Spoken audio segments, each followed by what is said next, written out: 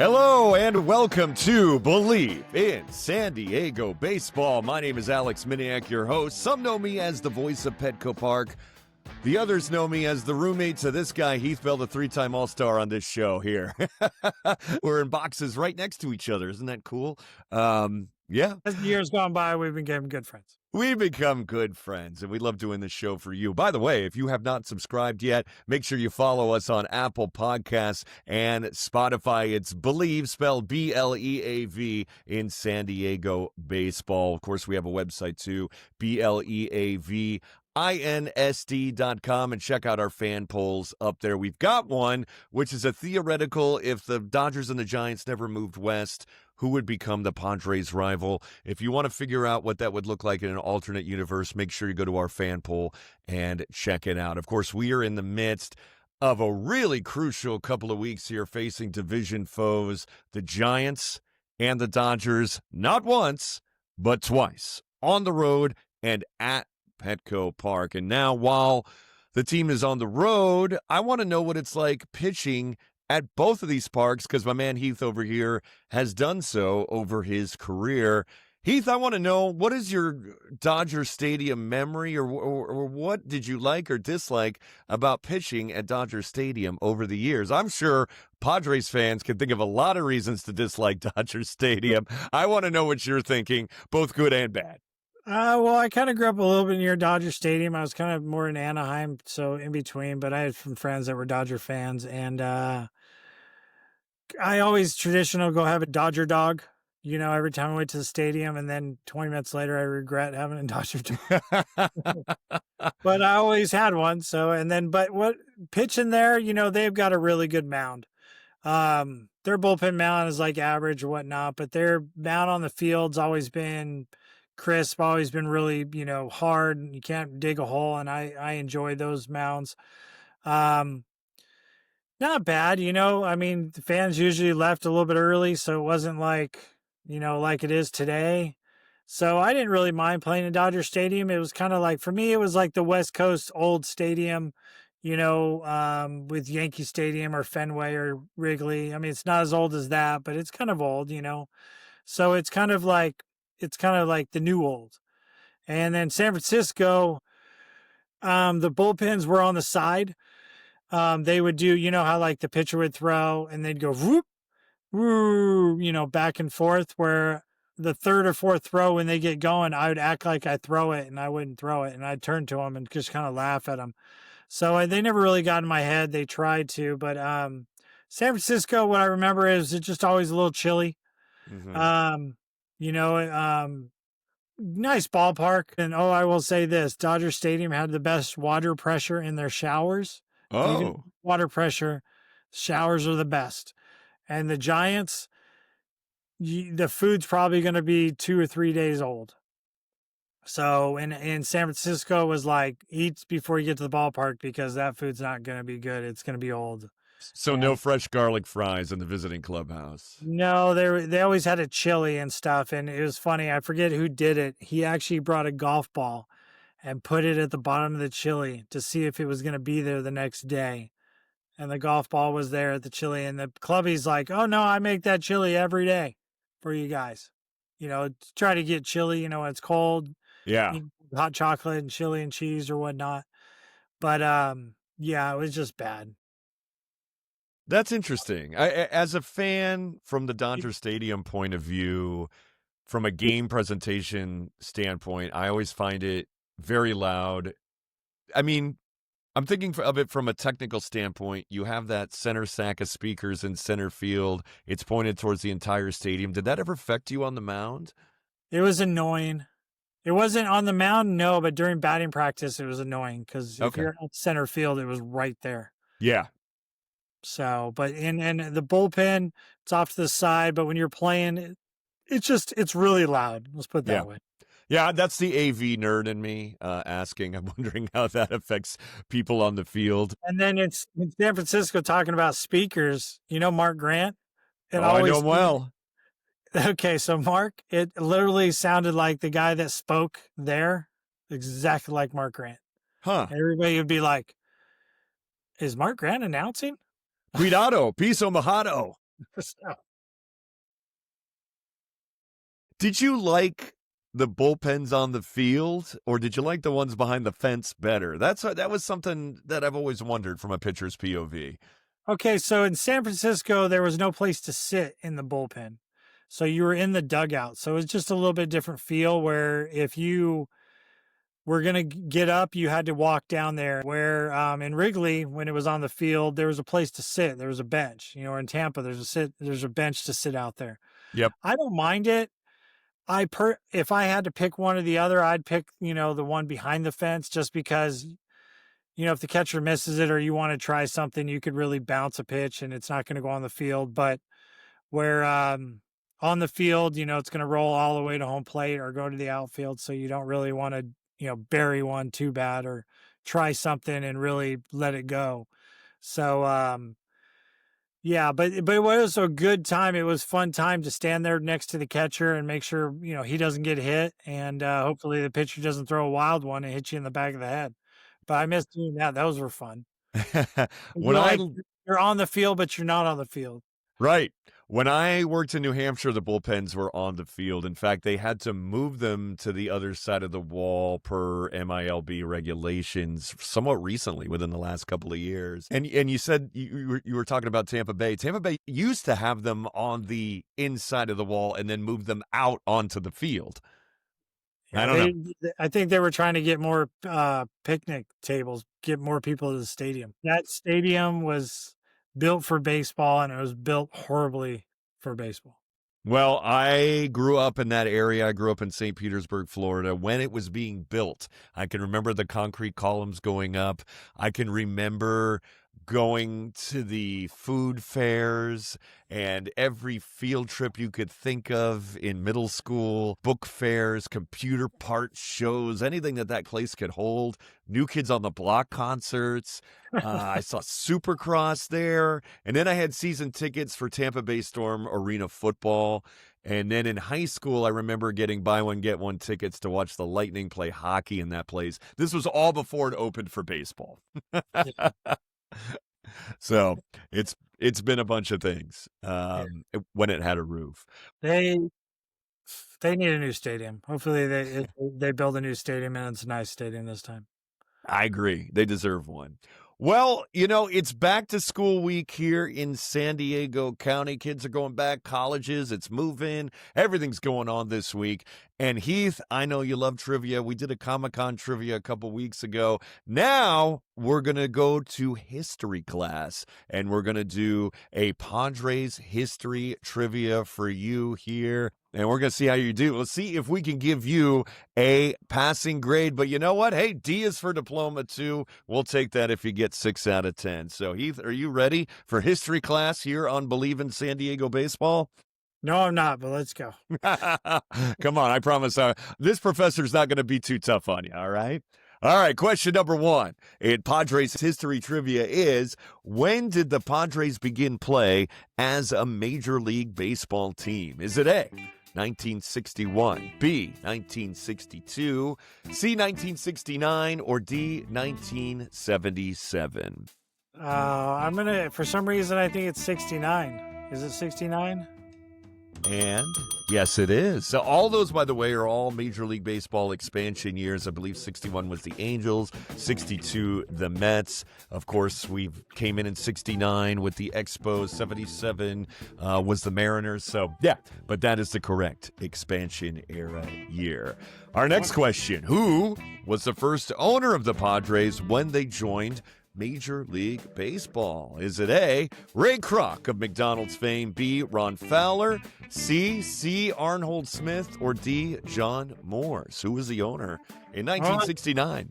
John Moore was the owner when I was there in the 2000s, brought Petco Park to downtown. I want to say Ray Kroc, but I know he bought the team, so I don't know. I'm just going to go with him because I remember him owning the team, but I think he bought the team after the original guy brought it to the big leagues. So okay, well, you're right, and that original guy was C.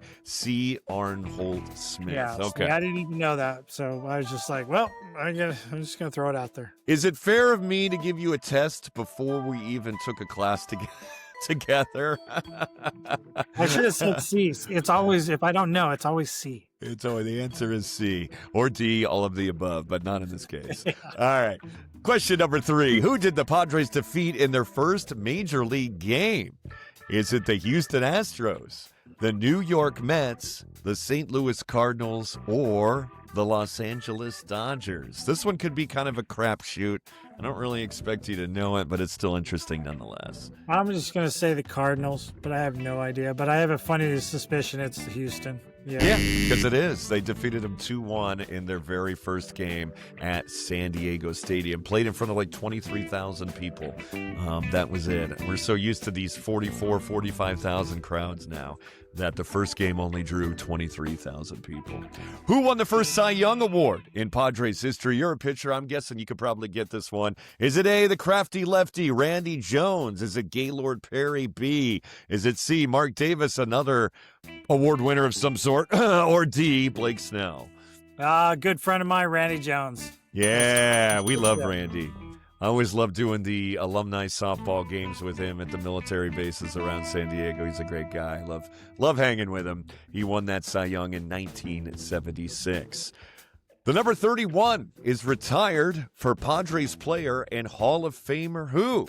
Is it A, Steve Garvey, B, Dave Winfield, C, your former teammate Trevor Hoffman, or D, Jackie Robinson?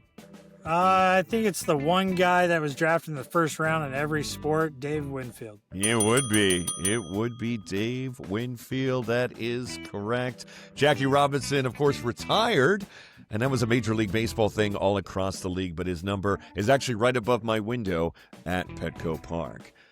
Question number 6. Who was the Padres manager when they won the NL pennant in 1984? Was Bud Black hanging back then as the manager? Was it Bruce Bochy, C, Jerry Coleman, or D, Dick Williams?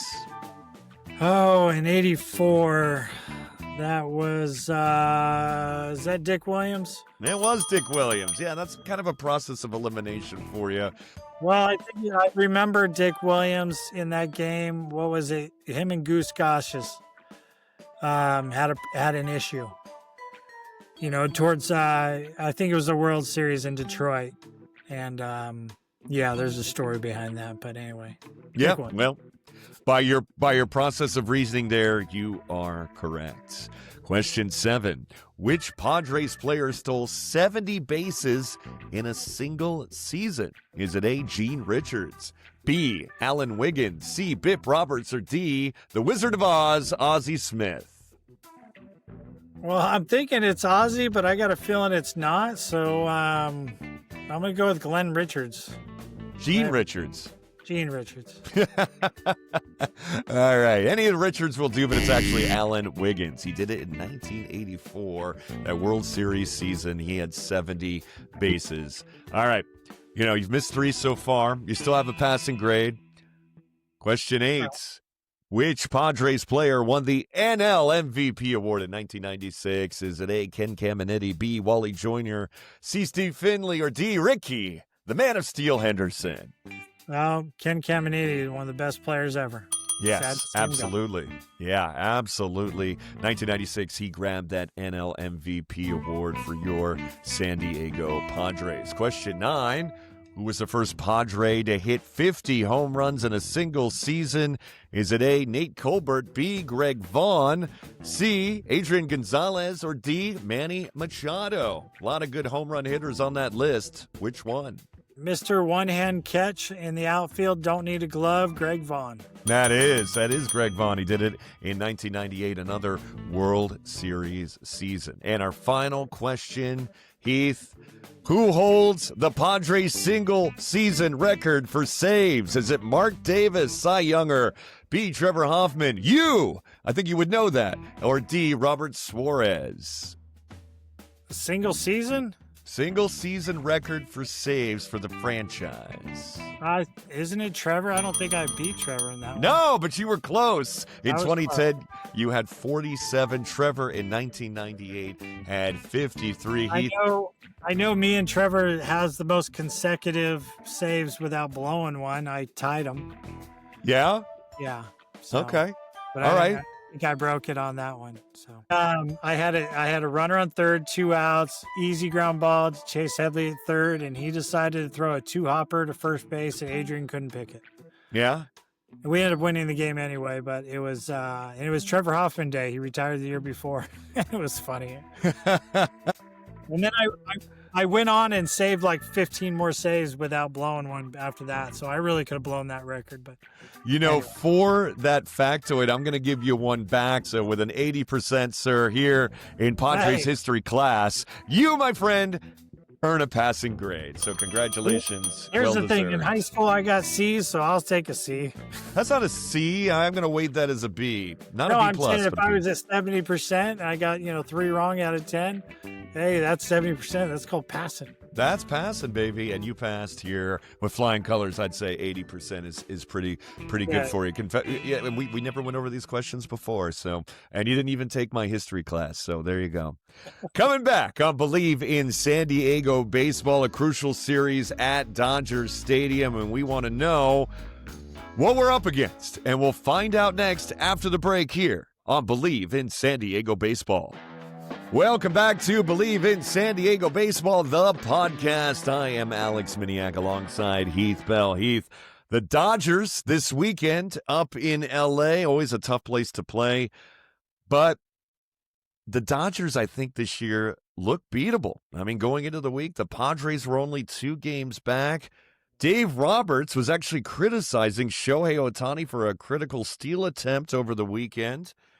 And, the Dodgers didn't really do much to help the bullpen at the deadline either. What are your thoughts? Is this team beatable? I think this team is beatable. I think they didn't do a whole lot because a lot of their players are hurt. And eventually they're going to come back. The analogy of the Dodgers, it's a rival. So anytime you have a rival, it's hard. But I feel like they're if you remember, this is going back old school, but Mike Tyson Punch-Out. Yeah. If you tried to beat them, you ain't going to beat them. But if you know the code and you just kind of be stubborn, you can beat the Dodgers. And, if you try to outslug them, they ain't going to work. But if you just play good fundamental baseball, you can beat them and just try not to do too much. I love Dave Roberts. I love their coaching staff, some ex-Padres in there. So it's, I root for the coaches, not the players.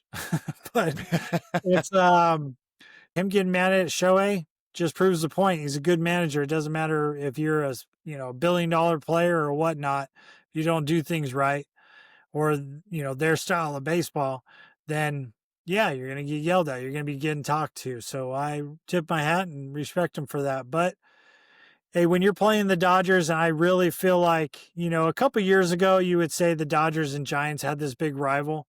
Now I think it's the Dodgers and Padres. As much as the Dodgers don't want to admit it, I think that's the rival now. I mean, the Giants haven't been a really good team. Yeah, it's tough all the time, but, it's one of those things that it's everybody's watching. Do the Padres beat the Dodgers or the Dodgers beat the Padres? Because I think ever since a couple years ago when the Padres beat them in the playoffs, it kind of gave the Padres, dude, we can beat them. We just have to be on our A game. That's all.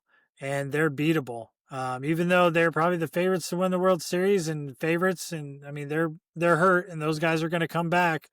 But the way the Padres after the trade deadline, where they're playing now, gosh, they could, not saying it's going to happen, but I'm going to say it's going to happen. If they're going to take the division this year, it's going to be these games and next week at home, the games against the Dodgers. Yeah. Probably the most important stretch of the season so far.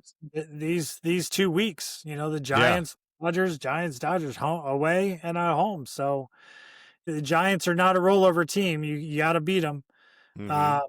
But those Dodgers, you can be ready for them. So that's going to be the game. 1 inning at a time, 1 game at a time. And before you know it, in a week, 10 days from now, let's just say, hey, we're talking about the Dodgers are in second place and the Padres are in the first place.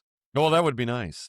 They've got to go through probably Snell and Glasnow this weekend. I'm not worried about those guys. You're not worried about those? Why? Why are you not worried about those guys? No, I think he's not the pitcher he once was. And I just think the Padres hitters now can beat anybody out there. There's not one guy that's going to kind of shut the door on them. I just feel like the team is going to they're going to move guys over. They're going to bunt. They're going to play good fundamental baseball. And that's when the Padres do really well, when they do that. Any predictions? You were right on your Red Sox prediction last weekend. Red Sox lost 2 of 3. Padres looked impressive. You have any predictions this weekend? I feel like they're going to win the series. That's what, and it's all about winning the series. You don't have to sweep teams. It's just about winning the series. So I really think they're going to win the series. They're going to win. I'll take series all day long. 2 out of 3, the rest of the way. There's always one time that, a team gets really hot or whatnot. But as long as you win the series, it doesn't really matter. All right. Well, let's do this. We will talk next week to go over what happened up in L.A., and then we will welcome the Giants and the Dodgers here to San Diego. Don't forget to find us out there on the interwebs. We are at BLEAVINSD.com. We get fan polls and stories and all the recaps from all our podcasts to date are up there. We have movie reviews and all kinds of stuff up there also, so check that out. And, of course, if you haven't followed us yet, Heath and I need more friends. That's how we build this community here. So make sure you follow us on Apple Podcasts, Spotify, iHeart, Odyssey, wherever you get your podcast, you can find us there. So for the 3-time All-Star Heath Bell, my name is Alex Miniak, and we'll catch you next time on Bleav in San Diego Baseball. See you later.